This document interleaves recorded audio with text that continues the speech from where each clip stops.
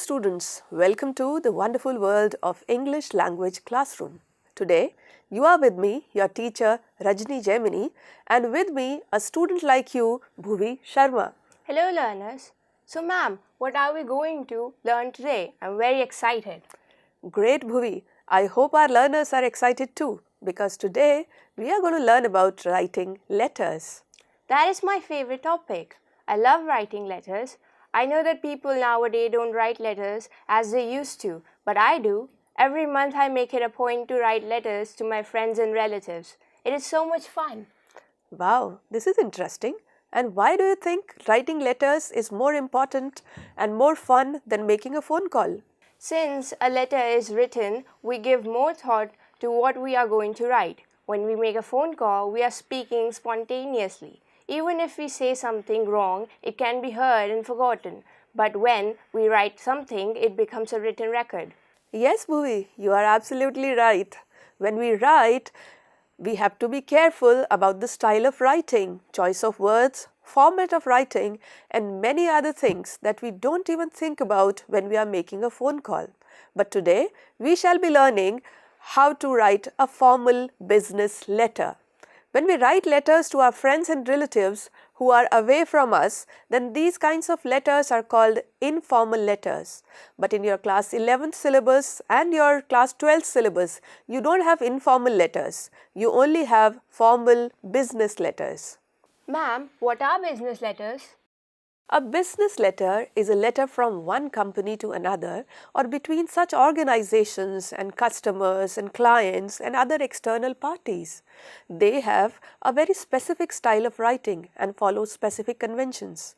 The overall style of letter depends on the relationship between the parties concerned. Business letters can have many types of content. For example, to request direct information or action from another party, you have to write a letter of inquiry or a letter of complaint. You write a letter to order supplies from a supplier. Also, you may write a letter to reply directly to a request or to apologize for a wrong, or maybe even to convey goodwill. And why do we learn to write business letters? You tell me. Any guesses? To score better marks? Haha, yes, that is of course one reason, but it is an important skill. It ensures effective business communication. Businesses use formal written communications either in print or electronic media to convey important information.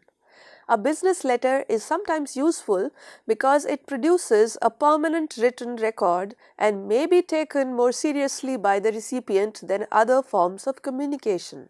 Now I get it. So if it is in written form, you cannot say that you ordered something else because there is written record of what you ordered. Absolutely. So what are the things that we should keep in mind while writing formal business letters? The first thing is the format of the letter. You draw the margin and on extreme left hand side you write the sender's address. Mind you, don't write the name of the person. Then date, then receiver's address, subject, salutation, body of the letter and closure with name. Most formal letters are written in block style, using blank lines between paragraphs and lining everything up along the left margin. Ma'am, could you explain the format in detail? Yes, dear. First, let me explain the address block. Your formal letter opens with your own address, but not your name at the top of the page. Skip one line and then write the date. Skip another line, then enter the name, title and company and address of the person to whom you are writing. So it would look something like this. Name of the place where you are residing, then the PIN code, then the city and the date. Then you write the receiver's address. So in the receiver's address, you write the designation of the person, say the director here, software solutions, name of the company and the address 55D South Extension Part 2 New Delhi 110049. Okay, so now I'm able to see the formal letters in the terms of building blocks. Good. So next comes salutation and subject. What is salutation? The salutation is the greeting to the person you are writing to. Whenever possible, you should research an actual person and a name to address your letter. But when you are applying for a job or writing to a book reviewer, It shows that you have done your research and put some effort into the process. But if you can't find the name, then it is appropriate to use dear sir or madam as your salutation. A typical salutation would look like one of these depending on the person's title. You could write Dear Mr. Sharma or Dear Miss Kapoor or Dear Dr. Meghanathan. Ma'am, there is a confusion there. What should come first, the salutation or the subject? Formal letters are written for business as well as official purposes. They are written for a specific objective and therefore employ a very precise language and stipulated format. Sender's address, date, receiver's address, and then subject and salutation can be interchangeable, and then you write complimentary clause. As per the prescribed format, the subject in formal letter can precede or follow the salutation. Its main purpose is to assist in highlighting and clarifying the objective or purpose to the reader. Thanks for clarifying. So the next block is the body, right? Absolutely right. This is where it gets good. The body is the content of your letter. You will want to keep it short and simple as you can. A professional letter should usually be only a page long, unless there is something that you are attaching along with it. There has to be a very good reason for it to run longer, such as if it is a legal notice or it has a lot of involved points. Use short paragraphs and break up the paragraphs with a blank line in between. Then don't indent the first line. You know, for a long time we used to indent the first line. In fact, even now some of my friends forget and indent it by mistake. That's why I pointed it out. It is very common. Moving on, the body should open with a brief introduction, then carry on into the point of the letter. Make your main point in the second paragraph, then justify that point in the third paragraph. In the next few paragraphs, add any supporting information or evidence for your point. Your last paragraph should sum up your points in a few brief sentences. In most letters, this is also where you request some type of action, like asking an editor to review your manuscript sample or asking a company to call you for follow-up. So basically, there should be 3 to 4 paragraphs in the body. Yes, you got it right. Let me repeat it for the students. So the first paragraph is a repetition of subject, of course in a more formal language. The second para gives the details of your problem.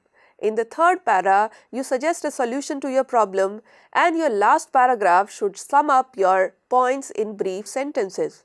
In most letters, this is also where you request some type of action. How to close your letter? For closing your letter, choose a simple closing, like yours sincerely. Capitalize the first word only. If you are printing and mailing your letter, leave 2-3 blank lines and then type your name. Sign your name in the empty space after printing. Anything after that? Yes, of course. If you are sending anything else along with your letter, note that after your signature, by typing enclosed or attached, you can abbreviate it by writing ENCL or ATT. And you briefly describe the type of document that you have added. This might be a resume, a self-addressed envelope, or some additional document. I think I get the major idea, but it would be good if we could practice it using an example.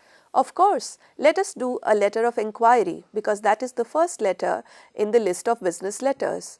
Naturally, before you do business with someone, you need to find out information about them from them. I saw this question in a sample paper. Can you tell me how to do this one, ma'am? Of course. You are Rohini living at E55 Kailash Apartments, New Delhi 49. You have come across an animation course. However, you need some information before you can join the course. Write a letter inquiring about the course. Also, this is a letter many of you need to write after class 10th or 12th when you have some free time and you want to learn something new. So tell me, Bhuvi, how do you think we should start? The address block first. Absolutely right. And in the address block, whose address will come first? Sender's address, that means my address if I am writing the letter, or for exam purpose, the address of the person who is writing the letter. You are absolutely right, Bhuvi. Then we write the receiver's address, which also includes the designation of the person we are writing to. So in this letter, since we are writing to an educational institution, we may be writing to the director or principal of the organization. After that, we write the subject and salutation. Correct? Then comes the body.